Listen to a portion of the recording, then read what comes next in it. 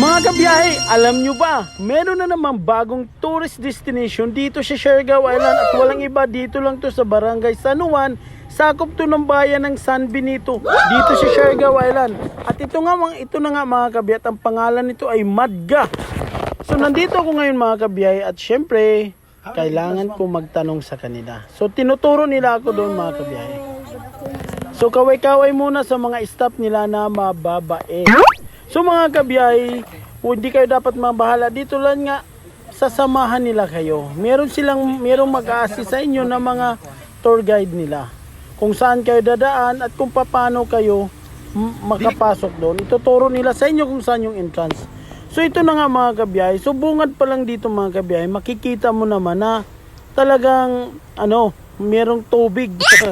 So mga kabiyahe, ayan. So habang naglalakad ako dito mga kabiyahe, hinubad ko yung tsinelas ko, napakalamig ng tubig. So makikita ko dito mga kabiyahe, yung tubig talaga ay galing sa bundok at natural talaga.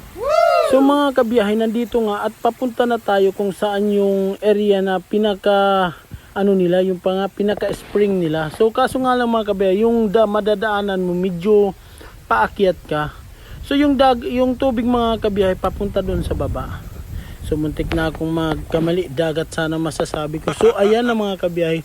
So ito yung makikita mo, bungad pa lang. At syempre mga kabiyahe, dito pa lang itong area na to, talagang mapipil mo na yung simoy ng hangin na parang fresh pa talaga. Kasi nga virgin forest.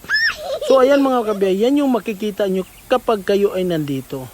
So ayan mga kabiyahe, kitang-kita nyo naman yung mga yan yung tubig na galing talaga sa bundok. So yan So itong lugar nito mga kabiyahe, pag pinakadabis talaga dito pag mga pictorials, at pwede dito mga kabiyahe kasi nga maganda yung kanyang area at saka okay yung kuha dito. So ganito yung klase ng bato na meron sila. Akala mo lang yan mga kabiyahe madulas, pero hindi yan madulas. Kasi kakaiba yung yung bato na yan mga kabiyahe.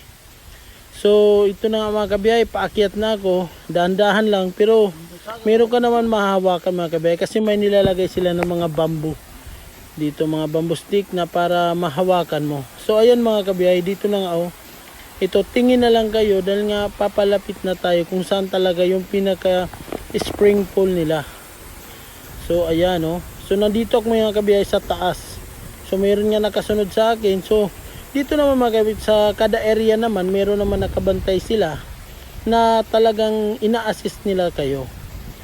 So dahil nga mga kabiyahe, itong area na ito kabubukas lang, nung nakarang araw pa lang to nag-open dito. So ito yung makikita natin mga kabiyahe. So nandito na nga tayo at meron akong naabutan na meron naliligo, mga bata, may pamilya dito at meron din nagbabanding-banding na magkakaibigan.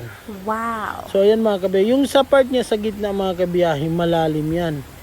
Pero yung sa gilid hindi, mababaw lang. At mga kabiyahe, itong tubig napakalamig talaga kasi yung sa paa ko dito naaabot ng tubig. So ito na nga mga kabiyahe, lumalapit ako dito at nakita yung mga bata. Safe namang to paliguan. Tsaka kailangan lang talaga dito mga kabiyahe na yung mga naliligo ay marunong lumangoy. Syempre yung mga bata na hindi pa marunong, kailangan talaga na may gumagabay sa kanila na matatanda. So ayun mga kabiyahe, nandito na tayo. Ito yung meron dito. Ito yung bagong tourist destination, tourist spot dito sa Siargao. Wow. Yan, diba kita nyo naman tumatalon. So ayan mga kabiyahe, napakalinaw ng tubig at napakalamig yan. So meron nga nakita doon, nagkikwentuhan. Yung dalawa siguro taga rito yun mga kabiyahe.